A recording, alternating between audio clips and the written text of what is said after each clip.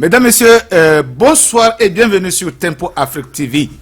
Spécial événement, spéciale édition sur cette chaîne africaine, cette chaîne de la diaspora africaine où nous allons vous donner toutes les informations concernant le continent africain.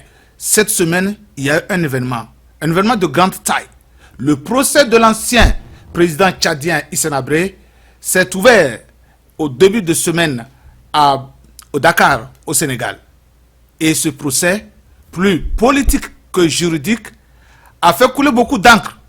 Dès l'ouverture de ces chambres africaines extraordinaires, ce procès, beaucoup de personnes ont donné leur point de vue. Aujourd'hui, ici, sur Tempo Afrique TV, nous allons consacrer quelques bonnes minutes pour aller beaucoup plus en détail et vous dire les raisons d'abord de la création de ces chambres extraordinaires africaines. Ensuite, qui les finance, qui est derrière ces chambres africaines extraordinaires et leur fonctionnement, leur composition, quel est le rôle que ces chambres jouent. Et en fait, pour terminer, nous allons voir si ces chambres sont effectivement indépendantes pour pouvoir rendre justice dans l'impartialité, sans considération aucune. Et pour cela, j'ai invité sur ce plateau un habitué de la maison, quelqu'un qui connaît bien la politique africaine et qui est ici pour qu'ensemble on puisse décortiquer, je dis bien décortiquer, aller en détail sur le procès de Hissène Habré qui s'est ouvert cette semaine à Dakar. Alors mesdames, messieurs, avec votre permission, je vais accueillir sur ce plateau mon invité, Serge Niawa. Alors Serge, bonsoir. Mon cher ami Kenao, merci. C'est un honneur pour moi de venir encore sur ce plateau, parler avec le public parce que il faut informer le public. Voilà, ça fait plaisir. Ça nous fait plaisir de vous retrouver sur ce plateau. Alors, allons très rapidement dans le vif du sujet. Vous savez qu'en début de semaine, il y a eu l'ouverture du procès de l'ancien président tchadien Hissène Habré, à qui on reproche des crimes contre l'humanité, des détournements des deniers publics et toute une amalgame d'accusations. Alors, ce procès a été ouvert devant les chambres africaines extraordinaires. Alors, monsieur Serge, c'est quoi chambre africaine extraordinaire? Merci encore une fois de plus, mon cher Kenao. Je crois que l'Afrique va réellement ouvrir grandement les yeux. Les chambres africaines extraordinaires aujourd'hui qui ont été mises en place, ce n'est que, je peux appeler ça de l'amusement parce que ces chambres extraordinaires ne reflètent pas l'ossature même du continent africain. Vous voulez dire de l'Union africaine, n'est-ce pas? L'Union, quand je parle du continent africain, parce que quand on parle de l'Union africaine, donc c'est toujours le continent africain. Avant d'aller dans les détails, vous ne trouvez pas que ces chambres africaines extraordinaires sont une ramification de la Cour pénale internationale? Mais écoutez, si vous nous donnez l'occasion, peut-être qu'on va en revenir qui les finance pour que vous compreniez réellement si ces chambres-là, elles sont extraordinaires comme on les nomme. Est-ce qu'elles sont extraordinaires? Pourquoi elles sont là? C'est pour faire quoi? Qui a créé ces chambres-là? Voilà, allons pas à pas. Quel est le rôle de ces chambres africaines extraordinaires? Pourquoi les créer? Merci donc, Monsieur Kenao. Vous savez que Monsieur Hissène Habré, qui a été accusé des crimes contre l'humanité au niveau de son pays et contre la torture aussi, il fallait prendre ce type-là pour le tuer, mais il a fui de son pays et il allait se réfugier au Sénégal. Oui. Et puisqu'il se retrouve au Sénégal, on demande à ce qu'il soit jugé. Mais comment il faut le juger? Parce que le Sénégal, le Tchad n'ayant pas ratifié au traité de Rome, la CPI ne pouvait pas juger monsieur Monsieur Hissène Habré. Donc, elle a directement dit au Sénégal qu'on le livre ou bien on le juge.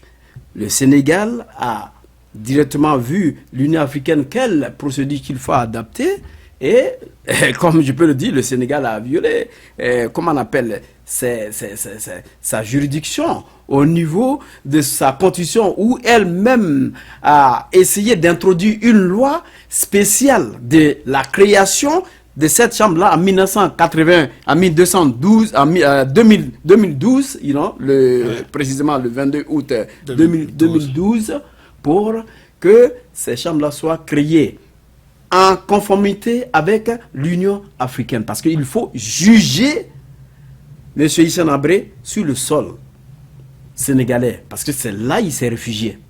Donc il faut le juger là. Il fallait créer ce spécial de juridiction pour pouvoir le créer. C'est pourquoi cela a été mis en place.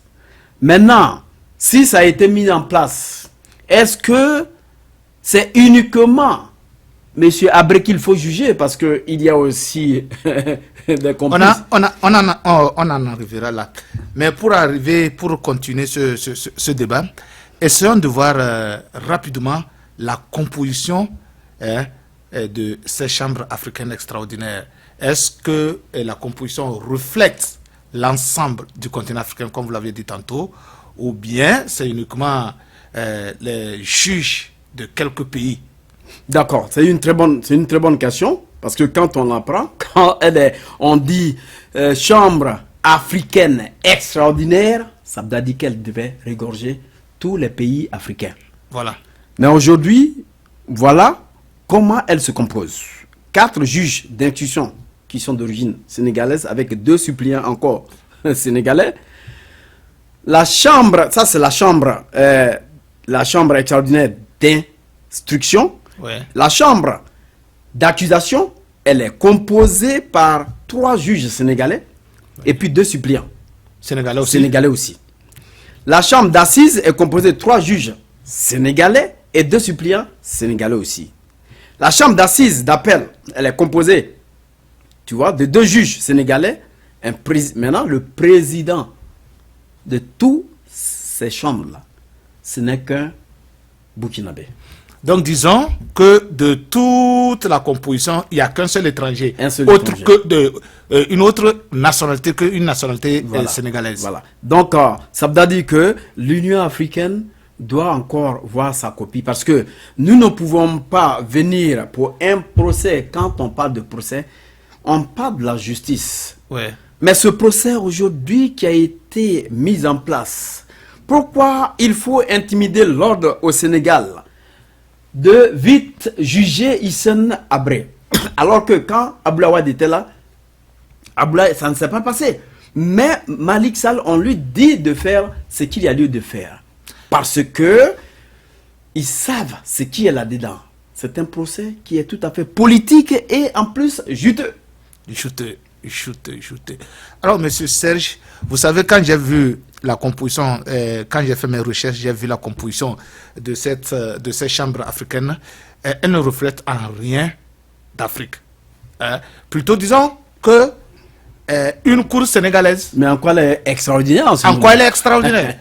Bon, voilà. Mais ce qui est un peu plus intriguant, c'est comprendre le nom, la dénomination Afrique. Moi, je pense ça qu'on doit quand même essayer de faire savoir à ces intellectuels africains. Je pense qu'elle doit porter le nom d'une mafia bijotivore. Je pense bien. Elle ne doit même pas porter le nom de l'Afrique. Non. Parce qu'elle ne reflète même pas l'ossature même du continent africain. Ok. Vous voyez, ça commence par être intéressant. Si au temps de Wade, le Sénégal qui a donné l'exil à Hissène Habré ne l'a pas jugé, pourquoi l'intérêt brusque de le juger cette fois-ci? Et qui a demandé qu'on le juge cette fois-ci? C'est ce que j'ai dit au début. C'est le Tchad, c'est le Sénégal, c'est l'Union africaine, ou c'est qui?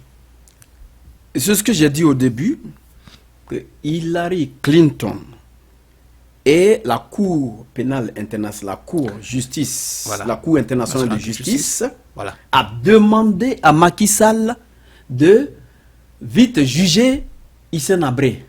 Mais Pourquoi? Pourquoi vite? pourquoi vite? Pourquoi il faut le juger maintenant? S'il n'a pas été jugé depuis fort longtemps.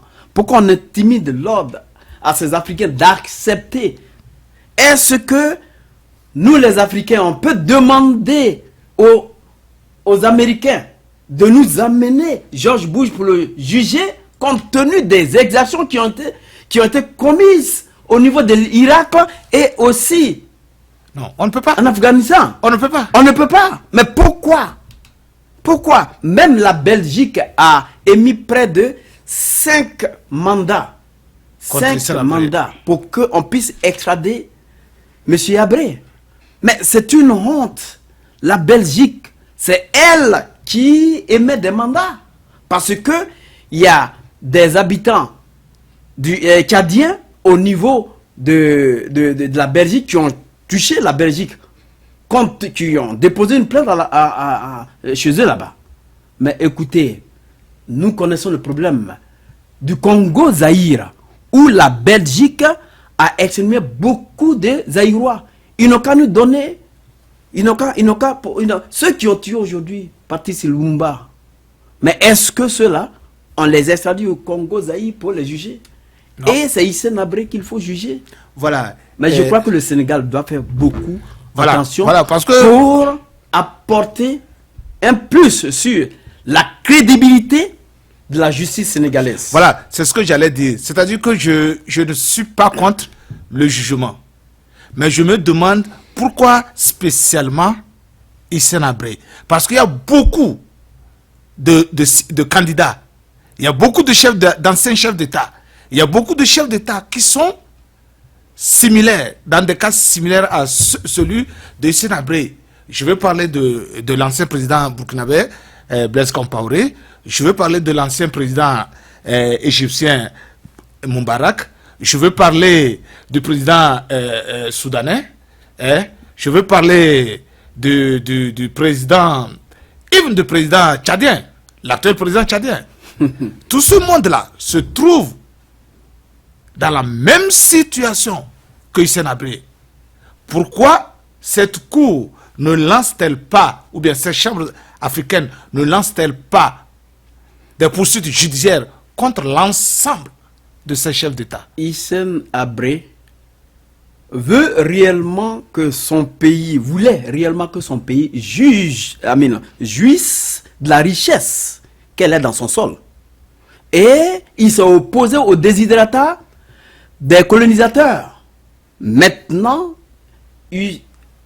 Idriss Déby a été choisi comme pion sûr de cette France pour que on puisse chasser Hissène Habré pour qu'il prenne le pouvoir. Mais ils oublient d'autre part que Idriss Déby était le chef de la police au niveau quand M. Hissène Habré était là.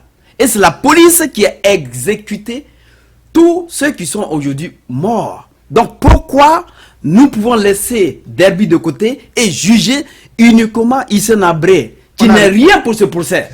Il y a des révélations ici, on en reviendra sur ça. Mais pour l'instant, est-ce qu'on peut parler des financements de ces chambres africaines? Parce que ces chambres ne peuvent pas fonctionner sans un financement. Et quand on sait que l'Union africaine elle-même n'arrive pas à se financer, comment est-ce que les chambres africaines vont fonctionner?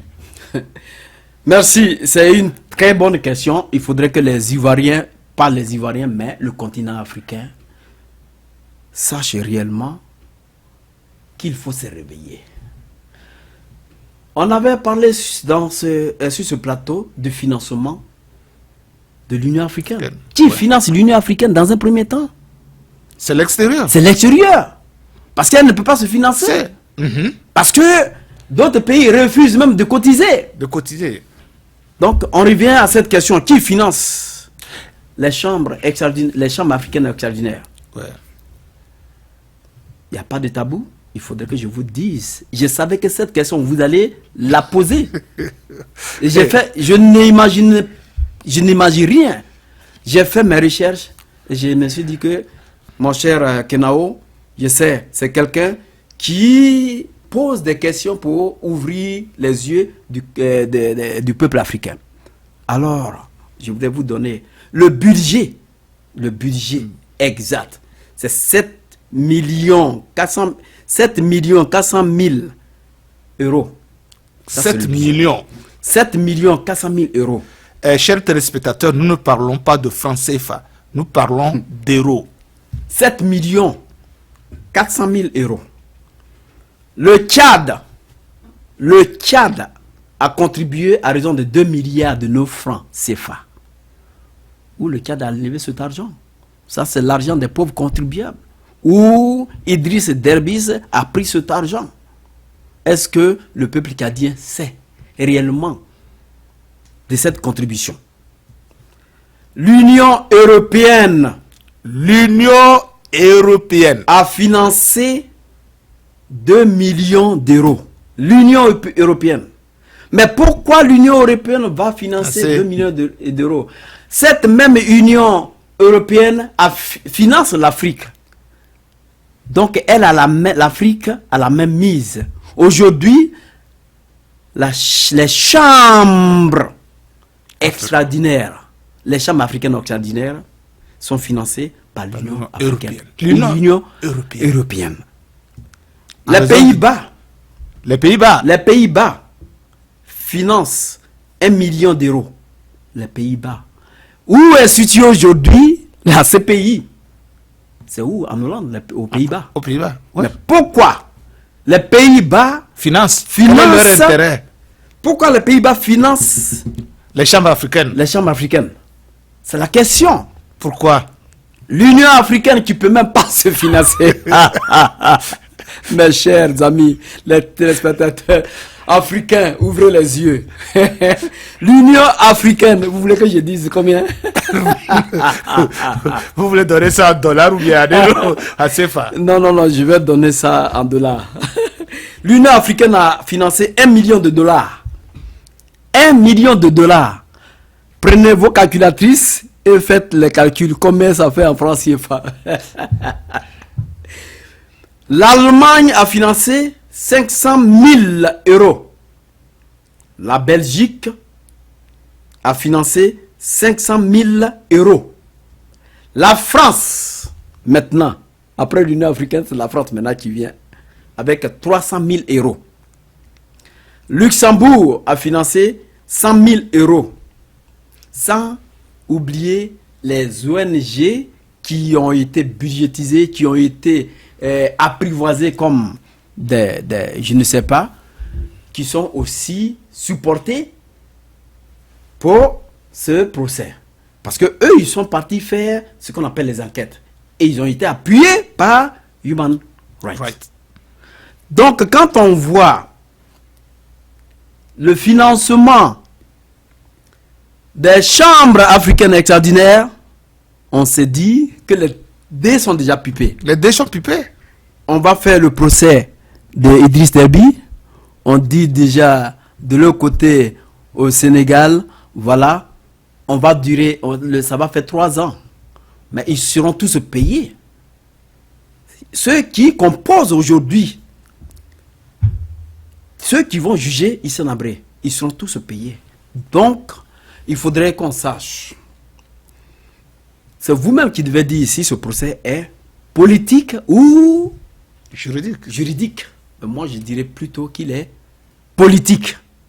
Alors, un instant. Vous voyez, si vous additionnez la contribution de l'Europe. Il y a l'Europe, l'Union européenne avec la France et le reste de l'Allemagne, la Belgique, Luxembourg et tout ça là, ça dépasse de loin l'Union africaine. Non, mais ça dépasse l'Union africaine. Ça veut dire quoi? Ça veut dire qu'en matière économique, les actionnaires, l'Europe est actionnaire majoritaire. Donc, l'orientation de ces chambres africaines aura toujours le penchant du côté de l'Europe. Hier, on parlait du financement de l'Union africaine. Mon cher Kenao, quand vous allez jouer au football, si vous n'avez pas de slip, vous ne pouvez pas faire d'acrobatie. Non. Si vous faites acrobatie, on verra tout ce que vous avez en bas. Ah bah. Mais l'Union africaine aujourd'hui a fait l'acrobatie. Elle nous avait dit qu'elle ne pouvait pas financer elle-même sa propre structure. Oui. Mais elle s'ajoute à l'Occident pour financer une structure qui est mise en place par l'Occident pour juger leurs propres frères. Voilà. Monsieur Serge, ça, vous avez éveillé un tout petit peu ma conscience, encore une fois. Quand j'ai appris que le procès de l'ancien président tchadien s'est ouvert à Dakar, je me suis dit que mais quelle est cette comédie africaine encore? Et je me suis dit... C'est vraiment une comédie. Je me suis dit que si les Africains peuvent refuser à la Cour pénale internationale de les juger, mais comment se fait-il qu'ils se sont laissés duper par l'étranger en créant ces fameuses chambres africaines extraordinaires? En quoi sont-elles extraordinaires? Si elles sont extraordinaires, une chambre est une chambre. On n'a pas besoin de dire qu'elles sont extraordinaires pour qu'on sache qu'elles font un travail extraordinaire. On n'a pas besoin. Mon cher Kenao. Alors c'est pour vous dire que je me suis dit que mais est-ce que ce n'est pas parce que nous Africains nous disons que la Cour pénale internationale a été créée uniquement pour nous juger qu'on nous a dit ok, nous allons vous donner votre indépendance juridique, mais nous serons derrière pour tirer les ficelles, pour faire ce que nous voulons que vous fassiez. Nous allons toujours vous contrôler. Nous allons toujours vous contrôler. Et vous n'allez pas avoir cette indépendance. Est-ce que ce n'est pas une cour internationale pénale, une cour pénale internationale bis qu'on a avec ces chambres africaines? C'est le petit frère de la CPI qui est tout simplement là. C'est ce que je veux dire. Il y a de l'argent. Donc l'intérêt prime. Aujourd'hui, si cette cour se passe au Sénégal, vous allez voir que le Sénégal aussi a des primes, a une commission. A une commission. Parce que ça va se passer. Et encore, il y a de l'argent qui a été investi. On parle de 7 millions d'euros. Mais c'est encore plus. Quand vous regardez en bas, c'est encore plus. On va atteindre les 15 millions d'euros. Mais pourquoi tout ceci? Pour uniquement Hissène Habré? Quel est ce procès? Ok. Quel est ce procès? On parle uniquement d'Hissène Habré.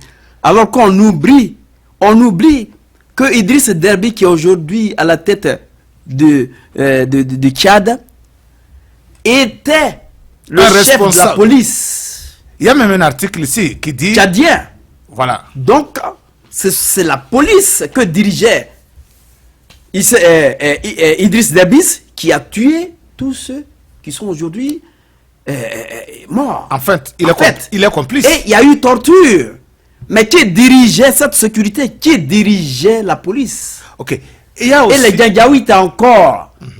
Les Janjaouites au niveau de la frontière, il y a eu combat au niveau de la frontière. Oui. Mais comment on va juger ces Soudanais aussi de l'autre côté là-bas? Parce qu'ils ont participé. Ils ont aidé pour que Idriss Déby soit aujourd'hui là où il est. Donc on ne peut pas juger Hissène Habré sans ses complices. Il faudrait que le Sénégal, qui a une juridiction normale, une juridiction que l'Afrique tout entière fait confiance, il faudrait qu'elle ne se ridiculise pas devant les intérêts des Occidentaux. Il faudrait qu'elle fasse attention, parce qu'elle n'est même pas habilitée. Ces chambres africaines extraordinaires ne sont même pas habilitées à juger Hissène Habré, parce que le verdict a été donné depuis fort longtemps, en 2000, où Hissène Habré a été acquitté. Mais aujourd'hui, on revient sur ce même procès. Monsieur Wade était là. Mais comment ça s'est passé? Wade lui-même, il ne pouvait pas. Il n'a pas voulu. Mais on lui a dit, bon d'accord, s'il n'a pas voulu, voilà. Il s'est fâché, il dit, bon, je vais extrader, je vais amener Hissène Habré chez lui là-bas. Il a vu, il dit non. Mais c'est ce même Hissène Habré, le procès encore revient avec Macky Sall. Si demain Macky Sall n'est plus là, on va encore relancer ce projet parce que j'ai dit que les chambres africaines extraordinaires ne sont pas aptes à juger Hissène Habré. Voilà. Elles n'ont pas cette compétence. Je le sais bien. C'est pourquoi on leur a donné le nom extraordinaire. Extraordinaire pour avoir de l'argent. Voilà. Bon, vous savez, on sait que le Tchad, qui est derrière, le Tchad a financé à 2 milliards de francs CFA, en raison de 2 milliards de francs CFA, ce jugement de Hissène Habré. Alors que les Tchadiens sont en train de souffrir de faim. Mais il se fait que le peuple tchadien, le gouvernement tchadien, ne s'est pas constitué en victime. Alors, sur quelle base le gouvernement tchadien assigne-t-il Hissène Habré en justice s'il ne se constitue pas en victime? Vous allez rire tout à l'heure. Dans un premier temps, au moment où le procès a été annulé, il y avait eu 7 personnes seulement qui sont allées au Sénégal pour se plaindre. Mais comment ces personnes-là sont allées? Ces personnes-là étaient poussées pour aller se plaindre. Quand on a annulé ce procès, il y a eu plus de 7 personnes encore, donc 14 personnes qui sont réparties, mais ils n'ont pas eu de suite. Et le procès a été annulé. Mais c'est parce que Macky Sall est maintenant au pouvoir, on ramène encore ce procès. Pourquoi on ramène ce procès et pour quelles raisons la justice ne doit pas considérer aujourd'hui ce qu'on appelle le forcing de l'Occident à juger Hissène Habré? Si on veut juger Hissène Habré, il faudrait que Idriss Déby soit à la barre. Hissène Habré l'a dit, qu'il ne va pas se présenter à la barre parce que c'est un procès politique et non pas juridictionnel. Et puis, vous voyez qu'il a demandé même à ses avocats de ne pas assister au tribunal. De ne pas assister au tribunal. Au procès. Mais le président même de la Chambre africaine extraordinaire peut faire un forcing. Le forcer à venir. Si il le force à venir... Ils l'ont même amené par force. Il le force à venir et qu'il se présente là, il peut ne pas parler. Il n'a pas parlé. Il peut ne pas parler. Il n'a pas parlé. Donc on ne peut pas le forcer. On l'a forcé, on l'a pris Manu Militari, on l'a mené au tribunal. Il n'a pas parlé. Et on lui a même donné de droit des avocats. Il dit il ne parle pas. Mais comment que lui ne reconnaît un truc rapidement et puis on dit voilà, demain on juge Hissène Habré et les avocats. Maintenant, ces avocats-là, ces avocats, c'est eux-mêmes qui donnent ces avocats. Parce que l'ancien avocat, il est où? Il est dans le gouvernement de choses, comment on appelle ça, comment on appelle ça, du Sénégal. Voilà. Bon, moi, ce qui m'intrigue un tout petit peu dans le fonctionnement ou bien dans cette affaire des chambres africaines extraordinaires, c'est que je me pose la question, si elles sont formées, elles sont constituées uniquement dans le but de juger Hissène Habré, ou elles sont constituées dans le but de juger quiconque, tous les responsables africains qui ont commis des exactions. La composition ouais, me fait dire ouais, qu'elle n'est même pas compétente de juger les autres cas, même au niveau de l'Afrique. Elle n'est même pas compétente. Alors pourquoi, elle n'est même pas compétente. Pourquoi les appeler? Pourquoi elles sont là? Elles sont extraordinaires parce que en dessous, il y a des commanditaires. Il y a des gens qui poussent l'Union africaine à céder à leur forcing. Ok, vous pensez... Et l'Union africaine va toujours céder parce que cette Union africaine, elle est financée par l'extérieur. Les États-Unis financent, l'Union européenne finance. Donc, qu'est-ce que vous voulez? Il faudrait on va leur couper les vivres. Si elle n'est pas derrière tout ça, il faudrait qu'elle force. Et cette force qui est dans son dos, qui est appliquée dans son dos, il faudrait qu'elle la force encore sur ses propres frères. Voilà, j'ai encore une autre question par rapport à le but premier de ces chambres africaines. C'est de juger les chefs d'État qui ont commis des exactions. Dans ce cas précis, pensez-vous que des présidents comme Blaise Compaoré passeront devant ces chambres africaines extraordinaires? Est-ce que le mandat d'arrêt lui a été lancé? Non, est-ce que ces chambres africaines peuvent-elles lancer? Est-ce que le gouvernement... Moi, je pense, si le procès de Hissène Habré a été forcé, s'il a été forcé et il a été jugé, ouais, et il a été un procès qui a été rendu justice, pas de manière impartiale, je pense, si aujourd'hui on dit que Hissène Habré est acquitté de tout ce qui se passe, je crois que ce sont les Africains eux-mêmes qui vont demander à ce qu'on juge d'autres personnes, comme vous l'avez dit, Blaise Compaoré, les autres qui ont commis des actions sur le terrain africain. Donc, voilà, il y a une question qui nous a été envoyée par nos téléspectateurs, et je vais vous la lire. Allez-y. La question est celle-ci. Le téléspectateur demande à savoir, comme c'est l'extérieur qui a demandé à ce qu'on juge, que les chambres africaines jugent l'ancien président Hissène Habré du Tchad, est-ce que le même extérieur demandera-t-il un jour que le président, l'ex-président ivoirien Gbagbo, soit remis à ces chambres africaines extraordinaires d'être jugé? Elle n'a pas cette compétence. Elle n'a aucune compétence. Si elle voulait le faire, c'était depuis fort longtemps. Le président Laurent Gbagbo étant déjà à la Cour pénale internationale, on lui reproche les crimes et exactions. On lui reproche pratiquement les mêmes crimes que... Les mêmes crimes. Ça dit, c'est la même dictée. La même dictée qu'on lui... Donc ça sera la même correction. La même correction. Et il n'y a aucune preuve que les gens peuvent apporter pour emprisonner ce monsieur qui aujourd'hui croupit dans ce genre depuis combien d'années? Depuis 5 ans. On n'a plus de preuves. Mais si on n'a pas de preuves, il faut le relâcher. C'est maintenant que vous allez chercher les preuves. Vous ne pouvez pas aller chercher les preuves là où nous sommes. Non, la question n'est pas d'aller chercher les preuves. De le remettre à des juridictions africaines pour le juger. Mais sur le sol africain. Mais si la CPI se permet de le faire, ouais, c'est qu'elle est complètement dégradée par tout le monde entier. Elle ne peut pas juger le président Laurent Gbagbo. Et elle dit aux Africains de le juger parce qu'il y a une cour de juridiction. Voilà. Je crois que c'est dérisoire. Je crois que je dirais que la CPI, c'est du ridicule. C'est du ridicule. S'il ne peut pas juger Laurent Gbagbo, ce n'est plus question de le remettre dans les mains des Africains. Parce que les Africains eux-mêmes, où vont enlever les preuves? Parce que les preuves que nous avons eues, ce sont des copier-coller.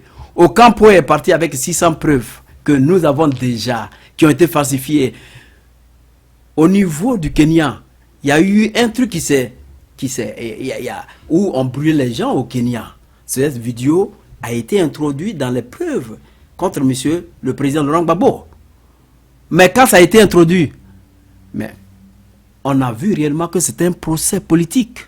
Donc revenons à votre question pour dire que si jamais la CPI se permet à remettre le président Gbagbo Laurent aux Africains, je crois que les Africains eux-mêmes ils vont dire mais c'est ce qu'on demandait, ils vont libérer le président Laurent Gbagbo simplement parce que eux-mêmes ils sont même pas compétents, ils n'ont pas de preuves. Okay. Voilà. Ceux qui ont fabriqué les preuves là, s'ils ne peuvent pas, ils n'ont qu'à libérer le monsieur. Ok, c'était une question d'un téléspectateur. Voilà. Revenons rapidement sur les chambres africaines extraordinaires avec le procès de l'ancien président tchadien Hissène Habré. Durant le procès n'a duré qu'une journée et il a été reporté au 7 septembre prochain parce que les avocats de la défense n'y étaient pas et que l'ancien président refusait toujours de répondre aux questions du président de la Cour, du président des chambres, parce qu'il ne reconnaît pas la compétence à ces chambres-là. Comment trouvez-vous ce comportement de Hissène Habré? Mais Hissène Habré, il est très intelligent. Il faudrait que l'Afrique aujourd'hui comprenne qu'ils ont devant eux un homme plus intelligent que ceux-mêmes qui ont mis en place ces chambres africaines extraordinaires. Il a dit qu'il ne se reconnaît même pas dans ces chambres-là, qui sont des choses qui ont été montées de toutes pièces pour venir le juger, il ne reconnaît même pas ça. En quoi est-ce qu'on peut le juger? Il ne peut pas se présenter. Il ne peut pas permettre ce jugement. Donc, il faudrait que l'Afrique commence encore à ouvrir les yeux. Si vous voulez un tribunal international au niveau de l'Afrique, il faudrait que la main occidentale ne soit pas dedans. Et il faudrait qu'on sache que cette main-là, elle n'est pas dedans. Si vous êtes financé par l'Union africaine elle-même, nous pouvons savoir. Et aussi la composition doit réunir tous les pays africains. Mais non pas seulement le Sénégal. Et prendre d'abord un petit grain d'Africain, pour ne pas dire une seule personne, un Burkinabé, pour dire qu'il est président. Ce Burkinabé, quand on a mis président, il ne pourra même pas avoir le temps même de lire réellement les lois. Même les chambres-là ne vont pas lire les lois. Ils vont se conformer à l'extérieur. Il y a une question, une autre question que j'ai reçue. Je pense, je ne vous coupe pas la parole, mais je me ferai plaisir de prendre une vidéo que le technicien va nous mettre là. Parce que cette vidéo, il faudrait que les gens la regardent. Où les gens ont crié. Les gens ont crié que vous acceptez encore que les Occidentaux viennent nous juger. Ils n'étaient pas d'accord. Il y a eu beaucoup d'hommes qui ont crié. Donc il faudrait qu'on sache que ce procès-là, ce n'est pas un procès, tout simplement. Voilà, il y a une autre question que j'ai reçue d'un téléspectateur. Le téléspectateur voudrait savoir si ces chambres africaines ont un code pénal africain, ont un code africain pour juger les Africains selon les coutumes africaines, ou bien vont-elles interpréter les lois de l'extérieur, sachant bien que les coutumes et traditions de l'extérieur ne sont pas les mêmes que les coutumes et traditions en Afrique? Je voulais vous dire simplement qu'ils ont un code de l'extérieur. C'est le code de l'extérieur qui est privé, qui prime dans ce qu'on fait. Les Africains, s'ils ont leur code, ils mettent ce code de côté. Mais le code de l'extérieur, ils doivent se conformer à tout ce que l'extérieur dit, parce que ils sont financés, cette chambre, ces chambres africaines extraordinaires sont financées à 95% par qui? Par la communauté européenne, par l'Occident, par l'extérieur. Donc, l'Afrique ne peut pas avoir ce code d'elle-même. Le code est directement de l'Occident. Le code vient de l'Occident. L'Afrique n'a aucune raison de pouvoir dire le contraire de ce que l'Occident va lui dicter. Voilà, on nous fait signe qu'on n'a plus assez de temps.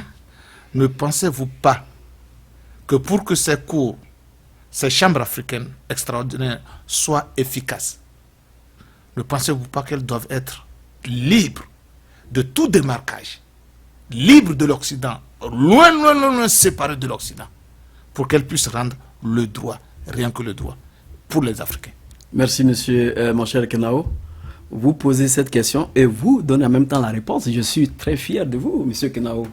Elle doit avoir une indépendance qui ne peut pas être troublée.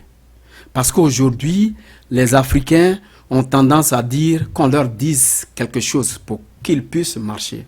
Vous voyez, aujourd'hui, on ne voit plus Patrice Lumumba. Vous voyez aujourd'hui qu'on ne voit plus Kadhafi. Le même Kadhafi qui s'était opposé, mais il ne savait pas le pied qui lui était tendu. Vous voyez aujourd'hui le président Gbagbo Laurent, parce que ces Africains veulent leur propre Afrique, veulent l'initier à leur propre intérêt, on se pose. Donc, si aujourd'hui on parle de la Cour pénale africaine, il faudrait qu'elle soit purement et simplement africaine. Elle doit être indépendante. Elle doit être financée par le continent africain. Elle doit juger tout droit du continent africain. Tout ce qui est droit doit venir du continent africain. On ne doit pas prêter encore le droit de l'extérieur. Parce qu'on dit bien sûr que dans le droit, il y a le droit privé et il y a le droit international. Mais aujourd'hui, l'Afrique a des potentialités de richesse pour se créer une cour de justice qui ne peut pas dépendre de l'extérieur. Si elle veut vraiment, et si elle veut vraiment essayer de juger ses frères, celui qui a commis des erreurs, nous savons que tu as commis des erreurs, mais avant de commettre des erreurs, tu étais le président. Mais qui est au niveau de ces erreurs? Parce que nous voyons qu'au niveau de Tchad, Derby ne peut pas s'écarter. Donc, il faut juger tous ceux qui sont inclus dans les exactions, sans toutefois dire que ça c'est mon frère, donc il ne sera pas jugé. Donnez le droit au droit. Et essayons de lire seulement le droit. Ouais, on a encore. Nous allons donner le temps au temps, à ce qu'à l'usure de ce temps, il y ait une décision générale juridique qui sort de ce procès, qui sera aujourd'hui contre Hissène Habré. Hissène Habré, je vous le dis, il ne se reconnaît pas dans ce procès. Voilà, M. Charich, votre dernier mot en quelques secondes. Mon cher Kenao, c'est tout simplement dire aux Africains que l'heure est venue de ne plus se faire saboter.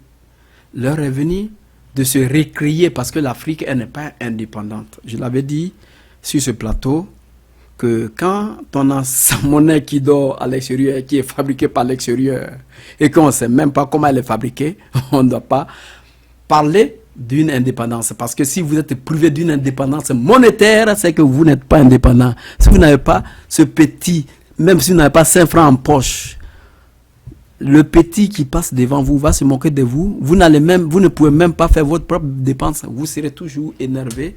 Vous allez toujours avoir le ventre affamé. Donc, chers Africains, ne laissez pas l'Occident vous manipuler. Il faudrait, parce que cette télévision qui est aujourd'hui là, c'est votre télévision. On ne l'a pas mis là pour uniquement critiquer. Mais on voudrait, en toute sincérité, aller jusqu'au droit au but. On a parlé trop de discours. Arrêtons les discours. Il faut agir maintenant. Il faut arrêter à ce qu'on juge Hissène Habré. Parce que la Cour, celle-là, les chambres africaines extraordinaires sont incompétentes de juger Hissène Habré. Et si elles le font, c'est qu'elles ont violé les règles élémentaires du droit. Et même le Sénégal peut être en partie de poursuite. Donc faisons attention. Vous qui connaissez le droit, vous qui vous réunissez pour dire le droit, essayez de ne pas se ridiculiser devant l'Occident. Alors, M. Serge, merci. Chers téléspectateurs, j'espère que vous avez suivi avec intérêt particulier ce débat sur les chambres africaines extraordinaires durant le procès de l'ancien président tchadien Hissène Habré. J'ai confiance à la justice africaine. J'ai confiance à la Cour pénale africaine. J'ai confiance à la juridiction africaine. Si elle est indépendante, si elle est libre, et si elle peut appliquer rien que le droit, sans influence extérieure, l'Afrique ira loin. L'Afrique se réveillera. Et vous autres, chez vous à la maison, essayez tout simplement d'élever votre petit doigt pour dire que l'Afrique ne dormira plus. Et que le réveil et l'éveil de la conscience africaine commence ici, sur Tempo Afrique TV. Nous vous donnons rendez-vous la semaine prochaine. L'invité du jour était Serge Niawa. La présentation était assurée par Yves Kenao. Et de l'autre côté de la vitrine technique, notre ami Malik. On vous retrouve la semaine prochaine et restez surtout avec Tempo Afrique TV que vous pouvez suivre sur Chinico TV aussi. Merci et à la semaine prochaine. Bye.